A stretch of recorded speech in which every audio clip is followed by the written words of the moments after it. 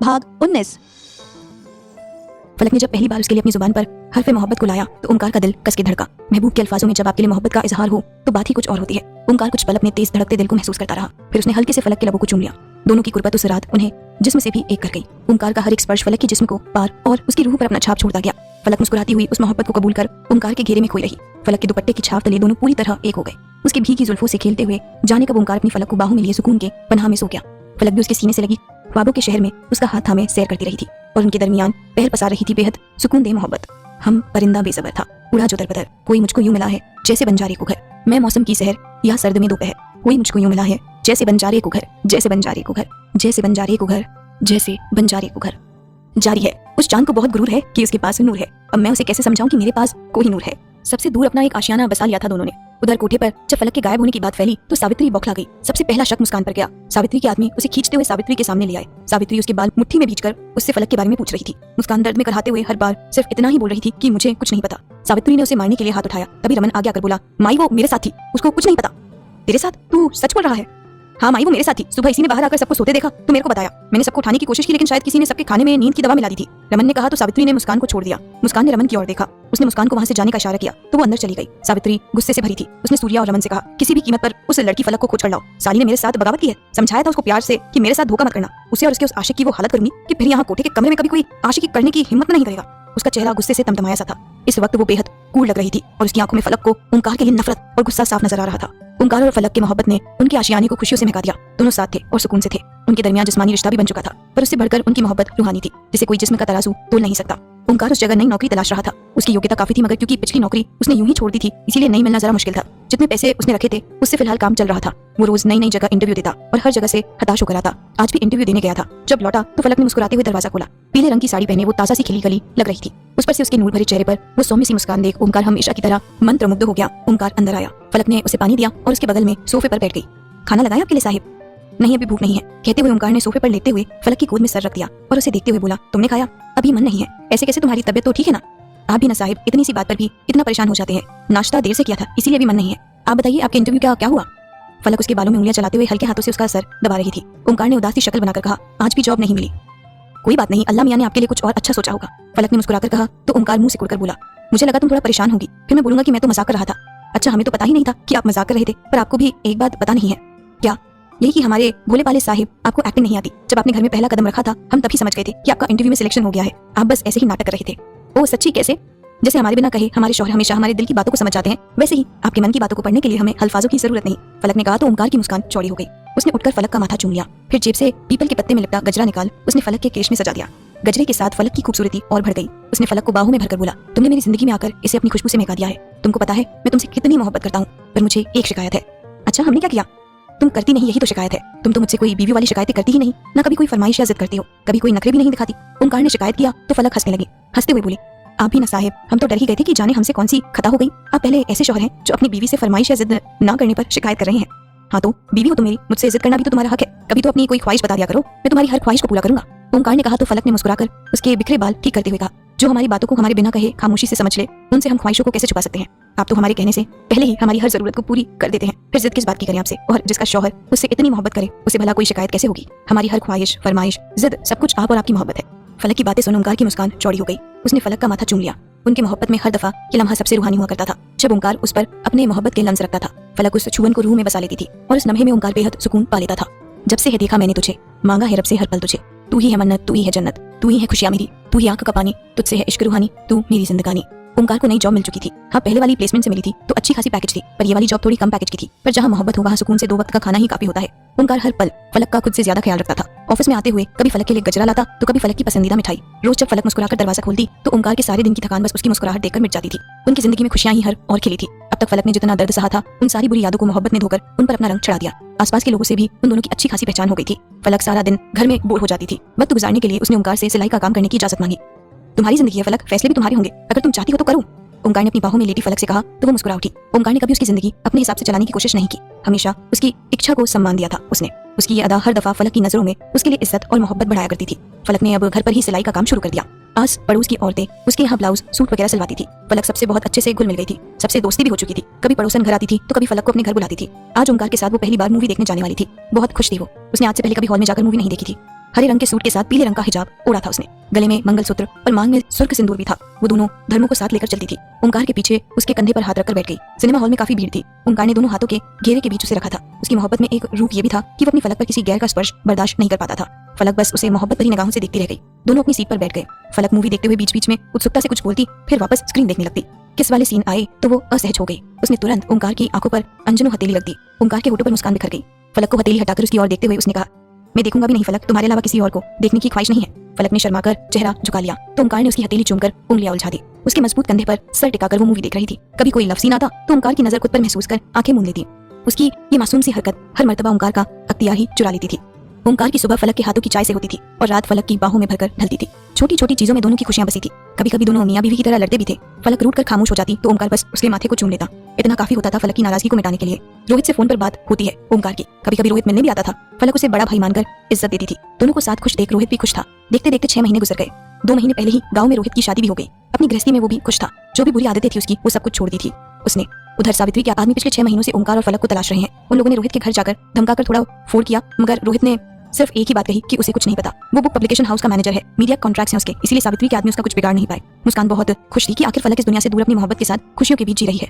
उस दिन के बाद से रमन और उसके बीच एक खामोश मोहब्बत पनप रही थी। मुस्कान को लगता था औरों की तरह रमन भी उसकी खूबसूरती से मोहब्बत का दावा करता है। उसे जो चाहिए वो मिलते ही मोहब्बत खत्म हो जाएगी। मगर जब रमन ने उसे उस जगह से चले जाने को कहा तब मुस्कान को एहसास हुआ कि शायद पहली बार किसी ने उससे सच्ची मोहब्बत की थी।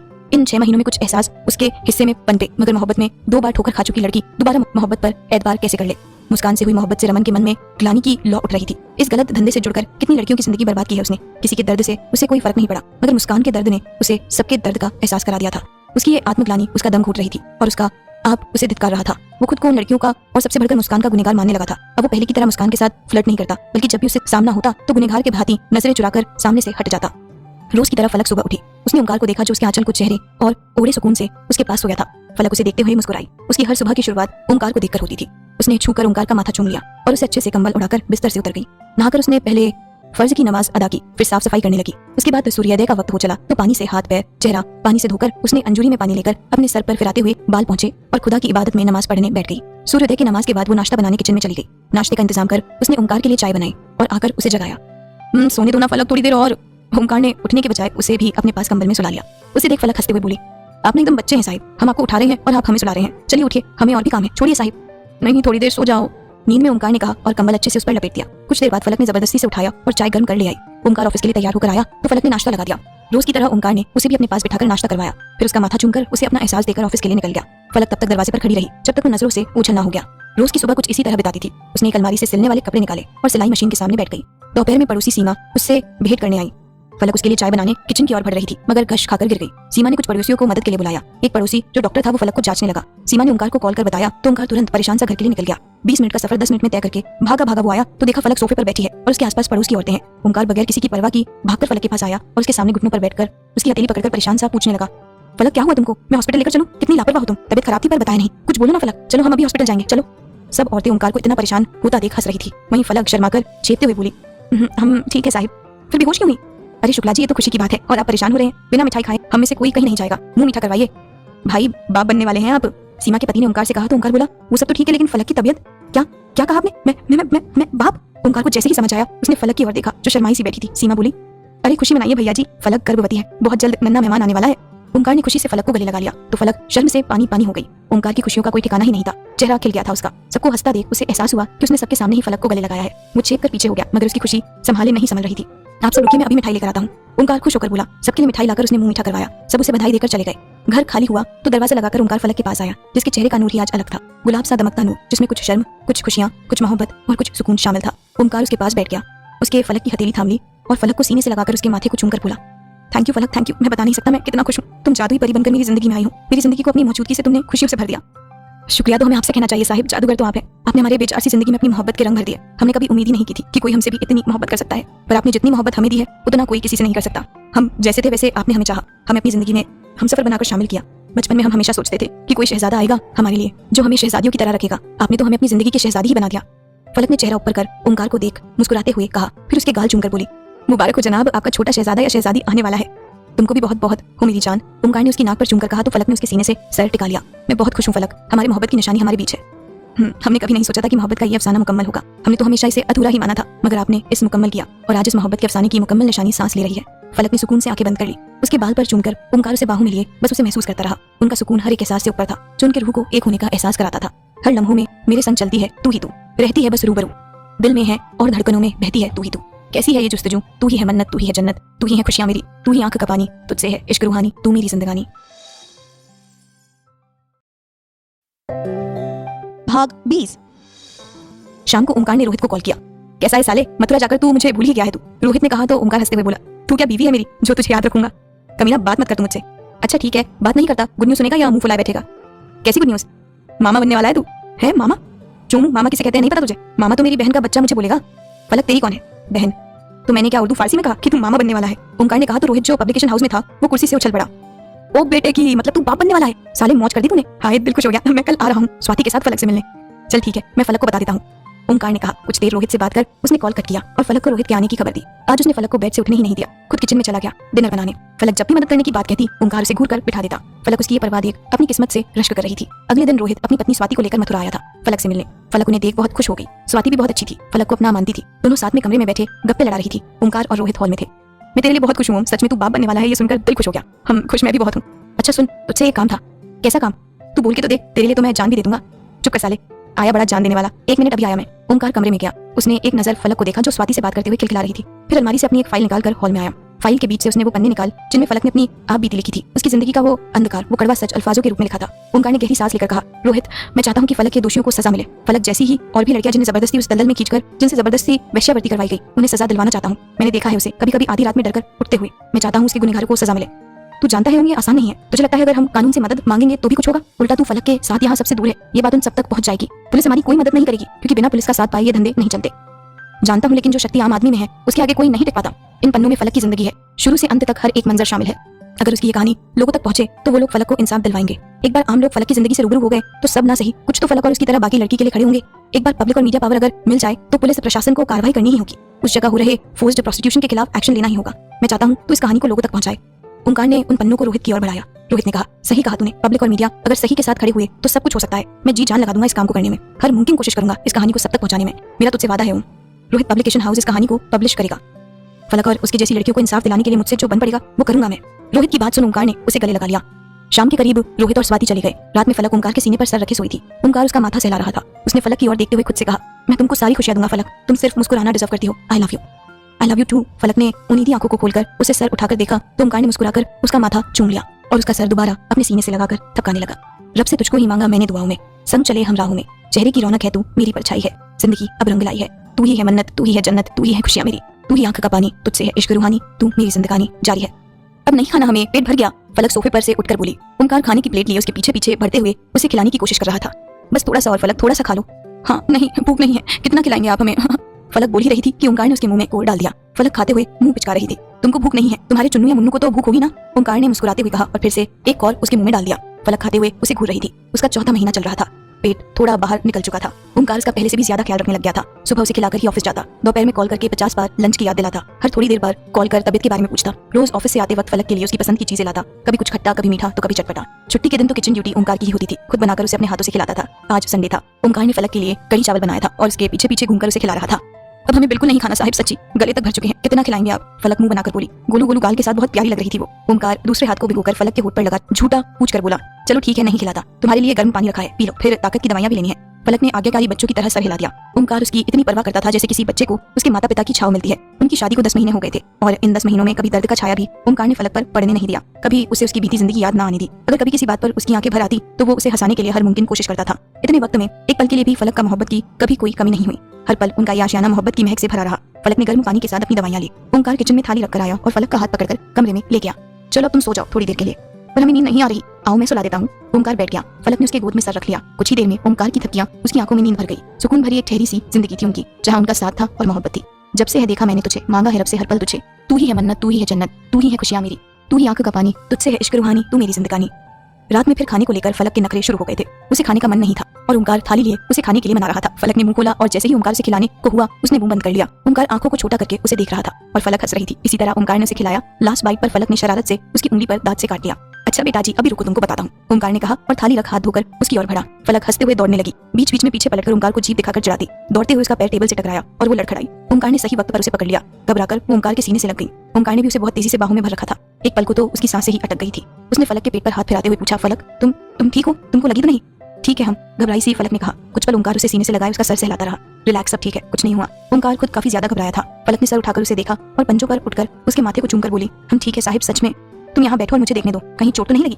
ओंकार ने उसे रूम में बेड पर बैठा दिया और खुद उसके पैर के पास बैठकर देखने लगा। हल्की सी खरोच थी बस, लेकिन उस पर भी उसने बहुत एहतियात से दवा लगाई। बस हल्की खरोच है साहिब, दवा की क्या जरूरत है? तुम जानती हो ना तुम मेरे लिए क्या हो, मेरी जिंदगी, मेरी जान, सब कुछ। तुम्हारी इतनी सी खरोच भी मुझे ऐसा महसूस कराती है जैसे मेरी जान ही निकल गई हो। पीछे मुड़ मुड़कर कौन दौड़ता है? आने दो हमारे छोटे पैकेट को, तुम्हारी कंप्लेन करूंगा। ओंकार ने कहा, फिर पल्लू के बीच झांकते उसके पेट से सर लगाकर बोला, देखा तुमने, तुम्हारी माँ ऐसे ही मेरी जान लटकाती है। जल्दी से बाहर आ जाओ, फिर दोनों मिलकर डांट लगाएंगे।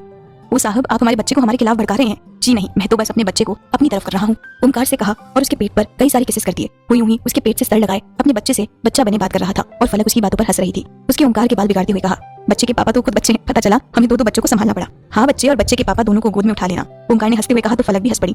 ओंकार ने उसे दवाइयां दी, फिर उसे लेटाकर पास ही लेट गया। उसकी बाह फलक का तकिया थी। ओंकार एक हाथ से उसे थपकी दे रहा था और दूसरे हाथ से उसके पेट पर सहला रहा था। फलक सोने की बजाय उसे ही ताक रही थी। ये देख ओंकार ने मुस्कुराकर उसकी नाक पर चूम लिया। गाना गाइए फलक, अभी प्लीज। उसने मासूम सी शक्ल बनाई तो ओंकार मना नहीं कर पाया। फलक को बाहों में लिए वो गुनगुनाने लगा, हर लम्हों में मेरे संग चलती है तू ही तू, रहती है बस रूबरू, दिल में है धड़कनों में बहती है तू ही तू।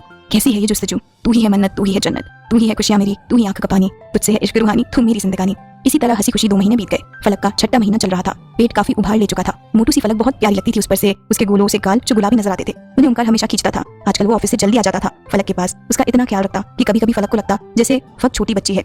रोज रात को जबरदस्ती उसके पैर दबाता था वो। हर एक दिन के गैप पर सर पर तेल मालिश भी पक्की थी। फलक को उतने मूड स्विंग्स तो नहीं होते थे, बस कभी कभी कुछ क्रेविंग्स होती थी जिसके लिए वो ओंकार को बाजार के चक्कर लगाने पड़ते थे। ऑफिस जाते वक्त ओंकार रोज फलक के माथे को चूमने के साथ उसके पेट पर चूमकर अपनी बीवी और बच्चों को बाय बोलता था। सो जाओ फलक, 11 बज चुके हैं। रात में ओंकार फलक को सुलाने की कोशिश कर रहा था, मगर आज तो जैसे नींद फलक से रूठ ही गई हो। आज नींद नहीं आ रही, पता नहीं क्यों, बहुत बेचैनी हो, जैसे कुछ बुरा होने वाला है। कुछ बुरा नहीं होगा जान, डॉक्टर ने कहा था ना ऐसे वक्त में बेचैनी होना कॉमन है। इधर आओ तुम, मैं अपनी बीवी को सुलाता हूँ।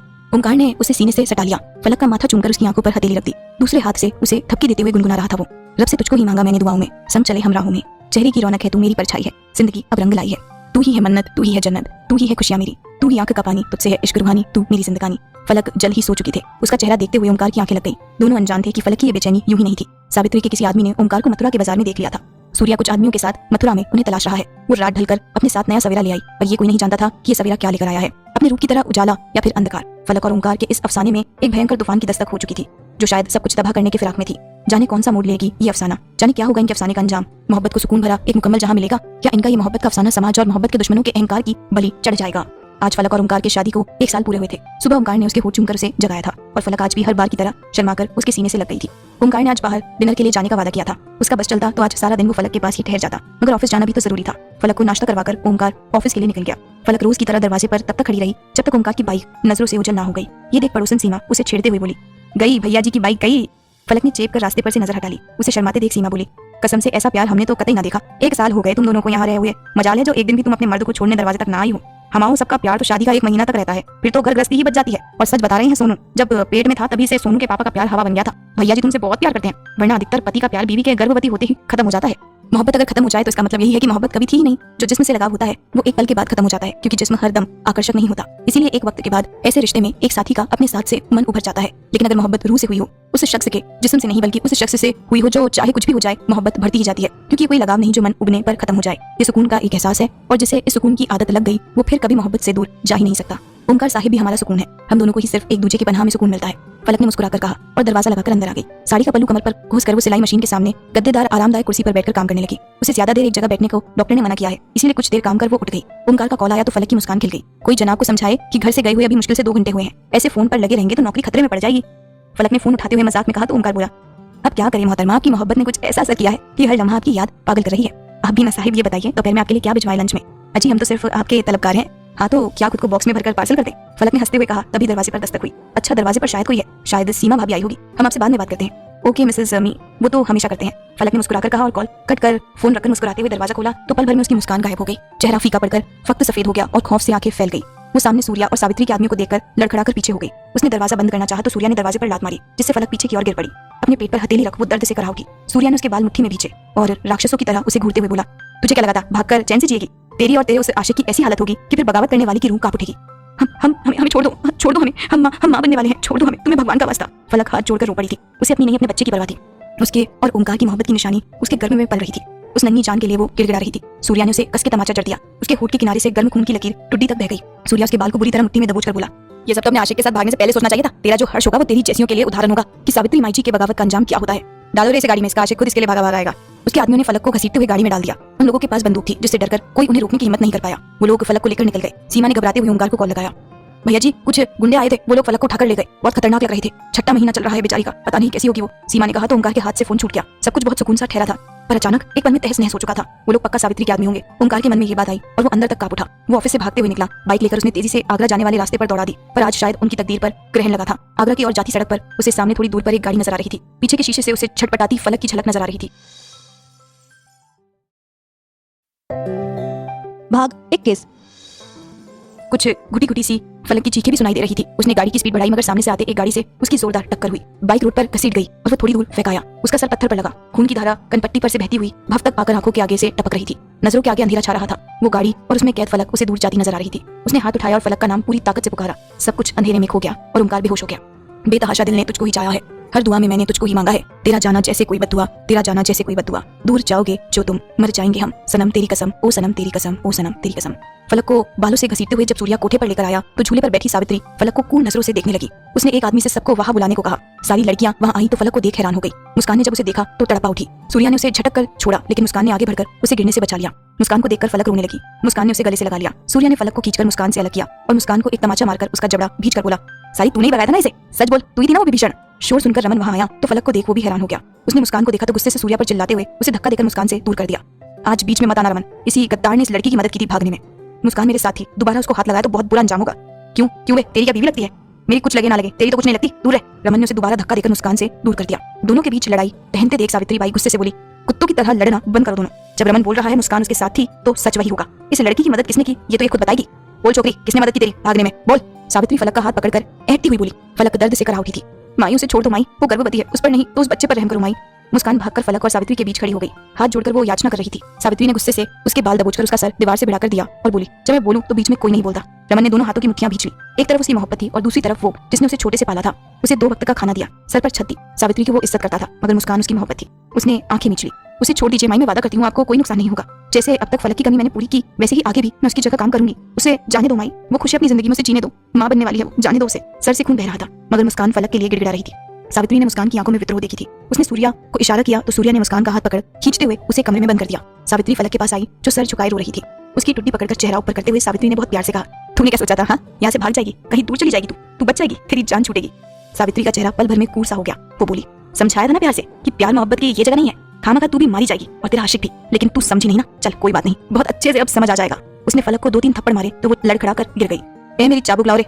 सावित्री जोर से गरजी। एक आदमी चाबुक लेकर आया। सावित्री अपने हाथ में चाबुक लपेटकर फलक को मारने को हुई तो रमन ने आकर उसे रोक लिया। सावित्री उसे घूर रही थी। उसने याचना करते हुए कहा, माई माँ बनने वाली है ये, मत मारो इसे, छोड़ दो माई, पाप लगेगा। साला हरामी, मेरी ही थाली से खाकर मेरे को ही ज्ञान देगा। ए सूर्या, पीछे कर इसे, हरामी को। सावित्री रमन को थप्पड़ मारते हुए बोली। सूर्या और एक आदमी ने रमन को पकड़ लिया। सावित्री बेरहमी से फलक पर चाबुक बरसाने लगी। फलक दर्द से करा रही थी, चीख रही थी। दोनों हाथ को अपने पेट पर रखे वो अपने अंश को बचाने की कोशिश करती, तड़प रही थी। सारी लड़कियां सावित्री के आदेश पर वहीं खड़ी थी। सबकी आंखें भीग गई फलक की हालत देखकर। यही तो डर सावित्री बिठाना चाहती थी सबके मन में। कमरे में बंद मुस्कान खिड़की से फलक को देख तड़प कर उसे छोड़ने की गुहार लगा रही थी। रमन भी फलक को देख छूटने की कोशिश कर रहा था। सावित्री के सारे आदमी राक्षसों के भांति हंस रहे थे। सावित्री चाबुक फेंककर झुककर फलक के चेहरे को उंगलियों के बीच दबोचते हुए बोली, तेरे आशिक के सामने तेरी सुहागरात मनवाऊंगी और फिर तेरे सामने तेरे आशिक को मौत के घाट उतरवाऊंगी। आशिक का भूत तेरे सर से उतर ना गया तो मेरा नाम सावित्री नहीं। तुम सब अपने अपने कमरे में जाओ। बुरा बंद कर इस लड़की को कमरे में, जब तक इसका आशिक यहाँ आ नहीं जाता। जी माई। सावित्री का आदमी बुरा ने फलक को घसीटते हुए एक कमरे में बंद कर दिया। फलक के बदन पर मार के अनगिनत निशान थे। चमड़ी कई जगह से उधर चुकी थी और दर्द से वो तड़प रही थी। वो फफक कर रो पड़ी, या अल्लाह, ये क्या किया तूने? क्यों तुझसे हमारी खुशियां बर्दाश्त नहीं होती? हम खुश थे अपनी जिंदगी में, पर तूने हमें वहीं पहुंचा दिया जहां से हम बचकर निकले थे। हमारे बच्चे का क्या कसूर था मौला? हम कैसे बचाए अपनी मोहब्बत की निशानी को? ओंकार साहिब को यहाँ आने से रोक ले खुदा, वो लोग उन्हें मार देंगे, उन्हें यहाँ ना पहुंचने दे। रहम कर मेरे मौला, रहम कर। फलक से सकते हुए खुदा की इबादत करने लगी। आंसू की लकीरें रुखसरों पर ढुलक रही थी। वो रोती हुई दुआ पड़ रही थी। बदन का पोर पोर दर्द से ऐंठ रहा था। इस बीच उसे अपने गर्भ में बच्चे की हलचल भी महसूस हो रही थी। वो अपने पेट पर हाथ रखकर बोली, हम नहीं जानती कि आगे क्या होगा, पर आप समझते हो ना, अपनी अम्मी जान को मुआफ कर देना बच्चा। सब कुछ हमारे कारण हो रहा है, हमारे कारण अपनी आपकी जिंदगी खतरे में है, माफ कर देना हमें। बच्चे की किक महसूस हुई तो फलक रो पड़ी। ओमकार को कुछ लोग घेरे खड़े थे, कोई उसके चेहरे पर पानी छिड़क रहा था। धीरे धीरे उसका अख्तियार लौटा, धुंधला सा सब कुछ नजर आ रहा था। फलक का ख्याल जहन में कौंधा तो वो झटके से उठ खड़ा हुआ, सर पकड़े वो इधर उधर देख रहा था, शायद अपनी बाइक ढूंढ रहा था। एक तरफ पड़ी हुई बाइक दिखी तो लड़खड़ाते हुए वो बाइक की ओर बढ़ा, मगर बाइक पूरी तरह डैमेज हुई थी। वो परेशान हो गया, उसे जल्द से जल्द फलक के पास जाना था। माथे पर से बहता खून चेहरे के एक साइड को रंगते हुए शर्ट को लाल कर दिया था, मगर उसे अपने दर्द की कोई परवाह नहीं थी। वो आती जाती गाड़ियों से लिफ्ट मांग रहा था। एक परिवार जो आगरा ही जा रहा था उसने ओमकार को लिफ्ट दे दी। अंकल ने उसे पहले हॉस्पिटल जाना सजेस्ट किया, मगर इस वक्त उसे फलक के अलावा कुछ नजर नहीं आ रहा था। महादेव, फलक और मेरे बच्चे की रक्षा करना, अगर उन्हें कुछ हुआ तो मैं प्लीज उनकी रक्षा करना महादेव। ओमकार को बहुत घबराहट हो रही थी, डर कर दिल दुबक सा गया था और धड़कनें बड़ी कमजोर हो रही थी। वो हाथ जोड़ प्रार्थना कर रहा था। उसने अपना जेब टटोला पर फोन मिला नहीं। जिसने लिफ्ट दी थी उसने फोन लेकर उसने रोहित को कॉल लगाया। हेलो हेलो रोहित, रोहित वो लोग फलक को ले गए फलक को। वो बेचैन सा बोला। रोहित जो स्वाति को मायके छोड़कर वापस आ रहा था, उसने अचानक झटके से गाड़ी ब्रेक लगाई। क्या फलक, तू चिंता मत कर, मैं कुछ करता हूँ, टेंशन मत लेना, कुछ नहीं होगा फलक को। तू जहाँ है वहीं रुक, तुझे वहाँ जाने की जरूरत नहीं, मैं पुलिस से कांटेक्ट करता हूँ, हम लोग फलक को बचा लेंगे। तू सुन रहा है ना, तू वहाँ नहीं जाएगा, सुना तूने? नहीं, मैं ऐसे नहीं रह सकता, मेरी बीवी और मेरा बच्चा वहाँ है, मैं नहीं रह सकता, मैं जाऊंगा चाहे कुछ भी हो जाए। तू वादा कर, अगर मुझे कुछ हुआ तो तू फलक का ख्याल रखेगा, वादा कर रोहित। ओम कमीने, तू नहीं जाएगा वहाँ। देख बात समझ, हम पुलिस की हेल्प लेंगे, तू समझ रहा है ना? आई एम सॉरी, मैं जाऊंगा, मैं फलक को अकेला नहीं छोड़ सकता, तू फलक का ख्याल रखना, मुझे कुछ हो भी गया तो तू उसे बचा लेना। ओमकार ने कॉल कट कर दिया। रोहित हेलो हेलो करता रह गया। रोहित ने स्टीयरिंग पर हाथ मारा और तेजी से गाड़ी पुलिस स्टेशन की ओर बढ़ा दी। आगरा पहुंचकर एक मोड़ पर ओमकार उतर गया, क्योंकि उस परिवार को दूसरी दिशा में जाना था। धन्यवाद कर वो तेजी से रेड लाइट एरिया की ओर दौड़ा। एक्सीडेंट के कारण पैर में भी चोट लगी थी। वो लड़खड़ा रहा था पर रुका नहीं। दौड़ते हुए वो दरगाह के सामने से गुजरा तो उन बाबा की नजर उस पर पड़ी, जिन्होंने ये कहा कि मन्नत के इम्तिहान में फलक की मदद कर ओमकार ने खुदा की रुसवाई की है, खुदा का कहर बरसेगा और फलक की दुआ अधूरी रह जाएगी। दुआ थी ओमकार की हिफाजत की, जो उस दिन अधूरी रह गई। बाबा उसे यूं जख्मी हालत में भागते देख आसमान की ओर देख बोले, ये क्या किया तूने मौला? इन बच्चों की मोहब्बत में ये कैसा मोड़ लाया है तूने? यूं इन पर कहर ना बरसा, रहम कर मेरे मौला, अपने बच्चों पर रहम कर। ओमकार भागते हुए सावित्री बाई के दरवाजे पर आकर रुका। उसे देख सब हंस पड़े। ओमकार घुटनों पर बैठ कर हाथ जोड़कर बोला, मैं आपके आगे हाथ जोड़ता हूँ, मेरी फलक मुझे लौटा दीजिए, मुझे मारना है तो मार दीजिए, पर उसे छोड़ दीजिए। ऐसे कैसे छोड़ दूं उसे? बगावत की है उसने और सजा तो मिलेगी ही, ऐसी सजा कि यहाँ हर एक की रूह कांपेगी। बगावत के नाम से बहुत आशिकी करने का शौक था तुझे वैश्या से, अब मैं तुझे दिखाती हूँ वैश्या की आशिकी कैसे होती है। जब तेरे ही सामने उस वैश्या के साथ जब मेरे आदमी मजे करेंगे, तब तुझे पता चलेगा कि वैश्या किसी की बीवी नहीं होती। सावित्री ने कहा तो ओमकार का खून खौल उठा। वो गुस्से से सावित्री पर झपटा, उसकी गर्दन पकड़कर चिल्लाते हुए बोला, बीवी है वो मेरी, सुना तूने? मेरी बीवी है वो, उसे किसी ने हाथ लगाया तो जिंदा नहीं छोड़ूंगा। सावित्री के आदमी ओमकार को पकड़कर पीछे खींच रहे थे। उसे सावित्री से दूर कर ओमकार को वो लोग मारने लगे। वो लोग लगभग 10 थे और ओमकार अकेला। कब तक लड़ पाता? बढ़ गया कमजोर, सब मिलकर उसे मार रहे थे। मुस्कान और बाकी सारी लड़कियां कमरे में बंद थी। रमन ने सावित्री की खिलाफत की थी, इसीलिए उसे पीट कर बांध कर रखा गया था। सूर्या फलक को खींचते हुए वहां से ले आया। उसके बदन पर निशान देख ओमकार का खून खौल उठा। वो जख्मी सा पड़ा था, सब उसे मार रहे थे, मगर फलक को देख वो उसकी ओर बढ़ने को बेचैन हो गया। उसके फलक की ओर कदम बढ़ाया, तभी सूर्या ने रॉड से उसके पैरों पर मारा। ओमकार घुटनों के बल गिर पड़ा। फलक उसका नाम लेकर चीख पड़ी। वो दोनों लोगों ने पकड़ रखा था। वो ओमकार की ओर बढ़ने के लिए छटपटाते हुए तड़पने लगी थी। नशा तेरा दिल को लगा देना नहीं, मुझको दगा, मैं तेरी आदत का मारा है क्या मेरी खता, तेरे बिन नामुमकिन अपना गुजारा, हर दुआ में मैंने तुझको ही मांगा है, तेरा जाना जैसे कोई बददुआ, दूर जाओगे जो तुम, मर जाएंगे हम, सनम तेरी कसम ओ सनम तेरी कसम ओ सनम तेरी कसम। जारी है। मोहब्बत तो पाक साफ थी हमारी, लेकिन कमबख्त दुनिया की बदजात निकली। अंत एक नई शुरुआत। माई जी आपको छोड़ दीजिए, आपके साथ बगावत हमने की है ना, आप हमें सजा दीजिए, आप चाबुक से मारिए, आपकी हर सजा मंजूर है माई जी, ओमकार साहिब को छोड़ दीजिए। फलक रोते हुए तड़प रही थी। उसे तड़पते देख सब हंस पड़ी। सूर्या ओमकार को रॉड से बुरी तरह मार रहा था और एक बार पर ओमकार की आह के साथ फलक की चीख निकल रही थी। ओमकार बुरी तरह जख्मी हो गया था। सूर्या ने फलक के चेहरे पर तड़प देखी और हंसते हुए ओमकार के सर पर जोर से रॉड मारा। खून की तेज धारा बहने लगी और ओमकार पेट के बल फर्श पर गिर पड़ा। मिला के जुदा क्यों किया है खुदाया, यह मोड़ कैसा सफर में दिखाया, तूने मिटा दी क्यों वो लकीरें जिनमें इश्क की थी तकदीरें, सुकून छीना मेरा तूने जहां छीना मेरा तूने, खुदा तू हो नहीं सकता, खुदा छीना मेरा तूने, मेरे मौला मेरे मौला मेरे मौला मेरे मौला मेरे मौला मेरे मौला मेरे मौला मेरे मौला। साहिब! फलक छूटने के लिए छटपटा उठी। सावित्री अपने झूले पर बैठी हंसती हुई बोली, आशिकी करनी थी ना तुझे छोकरी, देख अपने आशिक को, देख उसकी हालत, तू चाहे तो बचा सकती है इसे, दुर्गा माँ की कसम इसे छोड़ दूंगी। आप जो कहेंगे हम करेंगे, छोड़ दीजिए साहिब को, हम आपकी हर बात मानेंगे। फलक रोते हुए बोली, तुझे वही करना है जो तेरा काम था, जो तू हमेशा से करती थी, जो तेरी असली पहचान है, साबित कर कि तू एक वैश्या है। जा रे सूर्या, मेरे को पता है तेरा मन डोलता है इस छोकरी पे, जा अपनी आशिकी दिखा। सावित्री ने कहा तो ओमकार तड़प कर चीखते हुए बोला, मुझे मारना है तो मार दे, लेकिन फलक को किसी ने हाथ लगाया तो छोड़ूंगा नहीं, दूर रह मेरी बीवी से। साले तेरी तो। सूर्या ने दोबारा उसके सर पर रॉड से मारा। ओमकार गिर पड़ा। उसका होश खोता जा रहा था, पर फिर भी फलक का नाम लेते हुए वो बोल रहा था, फलक को छोड़ दो, दूर रहो उससे। वो उठने की कोशिश कर रहा था, पर जब जब उठता उसे सावित्री के आदमी मार कर गिरा देते। भूरा उसके चेहरे पर पैर रखे जोर से दबा रहा था। खून से लथपथ था ओमकार, फिर भी फलक के लिए बेचैन होकर उसका नाम ले रहा था। सूर्या को अपनी तरफ आते देख फलक हाथ जोड़कर रोते हुए विनती करने लगी, छोड़ दीजिए हमें, आपको खुदा का वास्ता, हमसे दूर रहिए, हम गर्भवती हैं, मां बनने वाले हैं, रहम करिए हम पर, छोड़ दीजिए। सूर्या उसे रोता देख जानवर जैसे हंस रहा था। फलक भाग जाओ यहाँ से, मेरी परवाह मत करो जान, मुझसे ज्यादा जरूरी है तुम्हारी जिंदगी, जाओ यहाँ से। ओमकार बेबस हाथ छटपटाते हुए चीख रहा था। कुछ आदमी ने उसे पकड़ रखा था। फलक उसे रोते हुए देख रही थी। प्लीज मेरी बात मानो फलक, खुद को बचाओ, अपनी और हमारे बच्चे की जान बचाओ, जाओ यहाँ से प्लीज फलक।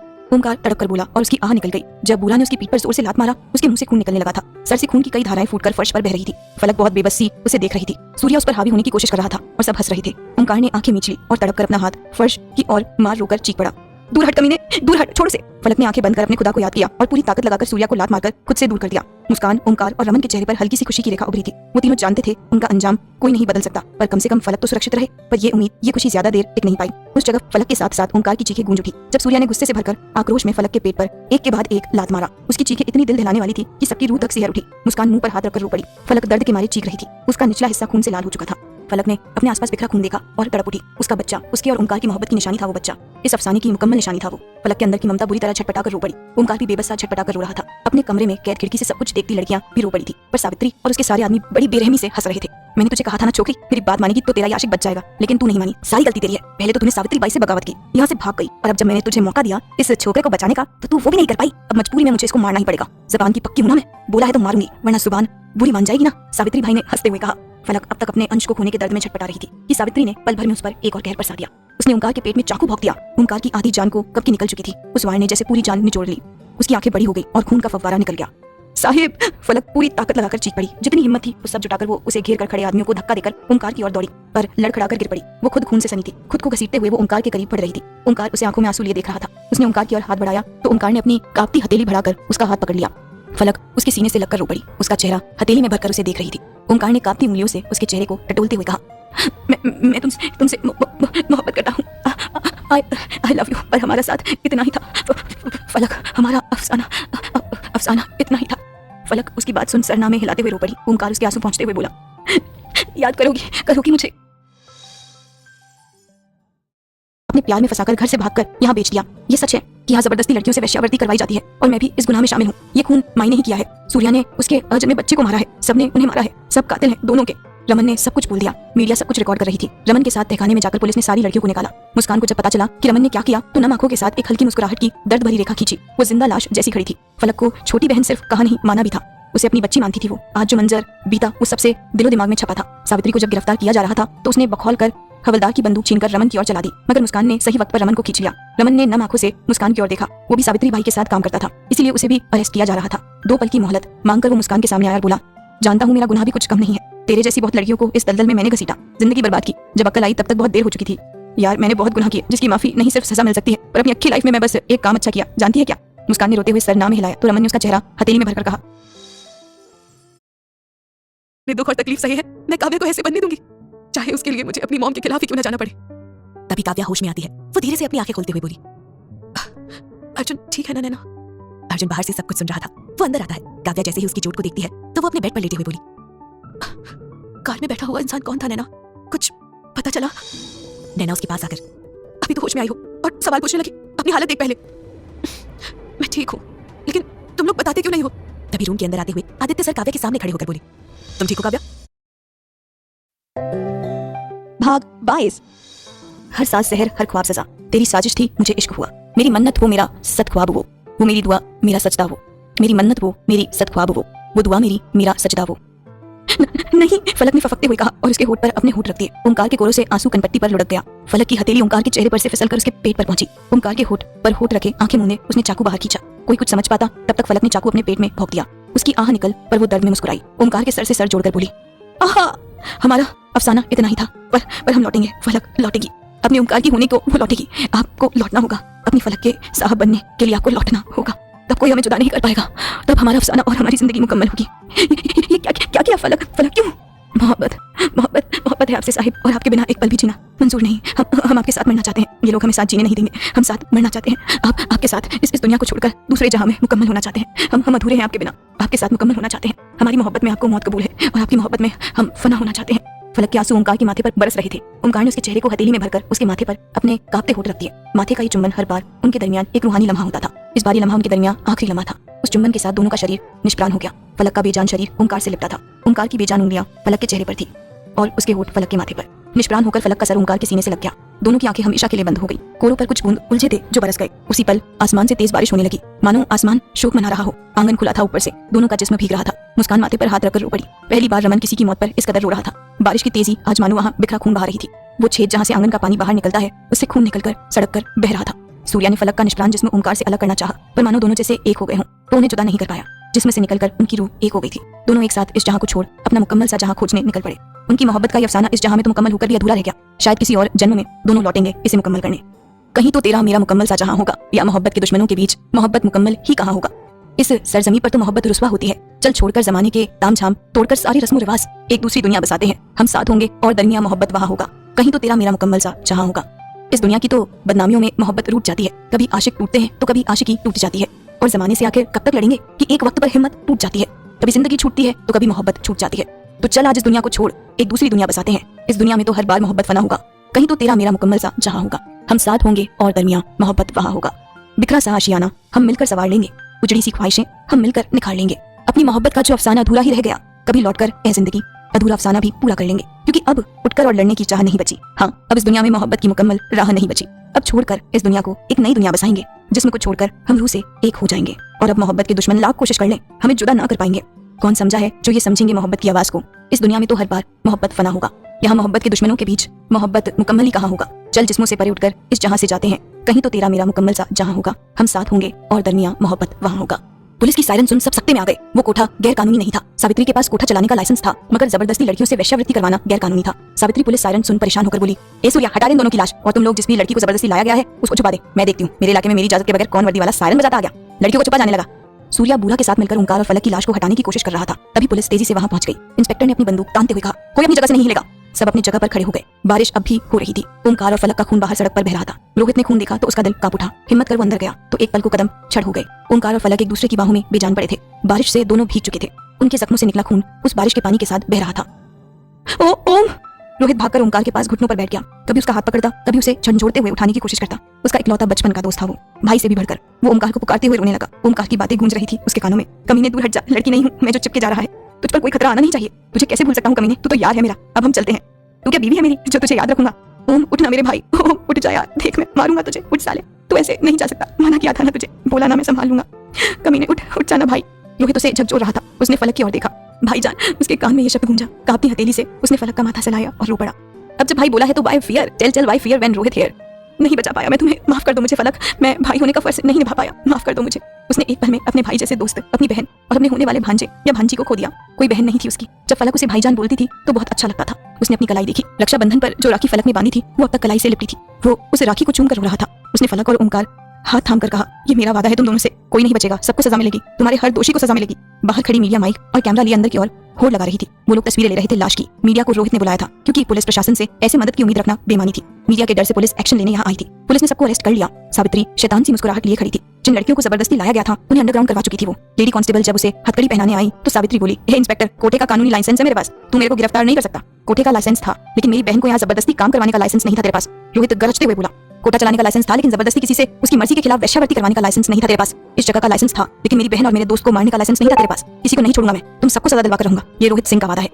ए चिकने, तेरे को बहुत पता है यहाँ का। यहाँ जो लड़की है वो अपनी मर्जी से काम करती है, कोई जबरदस्ती नहीं लाई गई है। रही बात खून की तो ये मेरे आदमी सूर्या ने किया है, सावित्री ने कहा। इंस्पेक्टर सब लड़कियों से पूछ रहा था मगर सब चुप थी। सावित्री बाई का खौफ उन सबके होठ सिल रहा था। मुस्कान को भी बाकी लड़कियों के साथ अंडरग्राउंड कर दिया था। रमन को भी छुपा कर रखा था। इंस्पेक्टर ने सावित्री को छोड़ उसके आदमी सूर्या को गिरफ्तार कर दिया। सावित्री ने सूर्या को इशारे में परेशान न होने का समझा दिया। इंस्पेक्टर मेरी बात सुनिए, ये औरत झूठ बोल रही है। कोठे के लाइसेंस की आड़ में यहाँ प्रोस्टिट्यूशन चल रहा है। जबरदस्ती मासूम लड़कियों को किडनैप करके खरीद के वेश्यावृत्ति करवाई जा रही है। इस औरत ने मेरे दोस्त और बहन को मारा है। आप सर्च करिए, आपको और लड़कियां मिलेगी। इन लोगों ने यहाँ सबको डराकर चुप करवा रखा है, लेकिन मैं जानता हूँ यहाँ लीगल नहीं इलीगल काम हो रहा है। फोर्स्ड प्रोस्टिट्यूशन एक क्राइम है, सर्च करिए आप, रोहित ने कहा। सावित्री इंस्पेक्टर को घूर रही थी लेकिन मीडिया की मौजूदगी के कारण वो अपना फर्ज निभाने को मजबूर था। उसने ऑफिसर्स को पूरा कोटा सर्च करने को कहा। रमन को बांध कर रखा था एक जगह। वो जानता था अगर आज पुलिस को वहाँ लड़कियां नहीं मिली तो कोई फायदा नहीं होगा। सूर्या गिरफ्तार होगा जिसे सावित्री जल्द ही छुड़ा लेगी। यहाँ की लड़कियां इसी दलदल में फंसी रह जाएगी। उसका मन पहले से ही आत्मग्लानि से भरा था। अब तक उसने गलत रास्ते पर चलकर एक गलत इंसान को अपना भगवान मानकर बहुत सारी लड़कियों की जिंदगी बर्बाद कर दी। ये उसके पास प्रायश्चित का एक मौका था। शायद उसके गुनाह कुछ कम हो, शायद उसका पाप कुछ कम हो। वो अपने बंधे हाथ पैर खोलने की कोशिश करने लगा। उसे पिलर से बांधा गया था। अपना हाथ वो पिलर के किनारे पर रगड़ने लगा। हाथ छिल रहा था मगर रस्सी रगड़ खाने के कारण धागे उधेड़ रहे थे। वो जोर जोर से हाथ को रगड़ रहा था जिसके कारण खून निकल रहा था, मगर उसे इस वक्त बस सावित्री बाई के इस लंका को ध्वस्त करना था। आखिर उसकी मेहनत सफल हुई। हाथ की रस्सी धागा उधारने से कमजोर हो गई जिसे उसने आसानी से तोड़ दिया। पैरों की रस्सी खोल मुंह पर से पट्टी हटाकर वो वहां से निकलकर बाहर आकर बोला, लड़कियां ठिकाने में बंद है इंस्पेक्टर साहब। रमन को वहां देख सावित्री उसे कूल नजरों से घूरने लगी। तू कौन है? इंस्पेक्टर ने पूछा।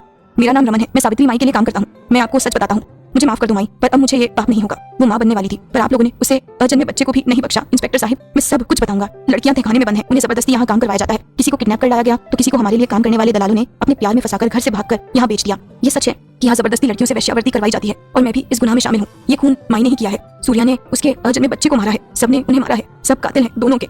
रमन ने सब कुछ बोल दिया। मीडिया सब कुछ रिकॉर्ड कर रही थी। रमन के साथ तहखाने में जाकर पुलिस ने सारी लड़कियों को निकाला। मुस्कान को जब पता चला कि रमन ने क्या किया तो नम आंखों के साथ एक हल्की मुस्कुराहट की दर्द भरी रेखा खींची। वो जिंदा लाश जैसी खड़ी थी। फलक को छोटी बहन सिर्फ कहा नहीं माना भी था। उसे अपनी बच्ची मानती थी वो। आज जो मंजर बीता उस सबसे दिलो दिमाग में छपा था। सावित्री को जब गिरफ्तार किया जा रहा था तो उसने बखौल कर हवलदार की बंदूक छीनकर रमन की ओर चला दी, मगर मुस्कान ने सही वक्त पर रमन को खींच लिया। रमन ने नम आंखों से मुस्कान की ओर देखा। वो भी सावित्री भाई के साथ काम करता था, इसीलिए उसे भी अरेस्ट किया जा रहा था। 2 पल की मोहलत मांगकर वो मुस्कान के सामने आया और बोला, जानता हूँ मेरा गुनाह भी कुछ कम नहीं है। तेरे जैसी बहुत लड़कियों को इस दलदल में मैंने घसीटा, जिंदगी बर्बाद की। जब अक्ल आई तब तक बहुत देर हो चुकी थी। यार मैंने बहुत गुनाह किए जिसकी माफी नहीं सिर्फ सजा मिल सकती है, पर अपनी अच्छी लाइफ में मैं बस एक काम अच्छा किया, जानती है क्या? मुस्कान ने रोते हुए सर ना में हिलाया तो रमन ने उसका चेहरा हथेली में भरकर कहा,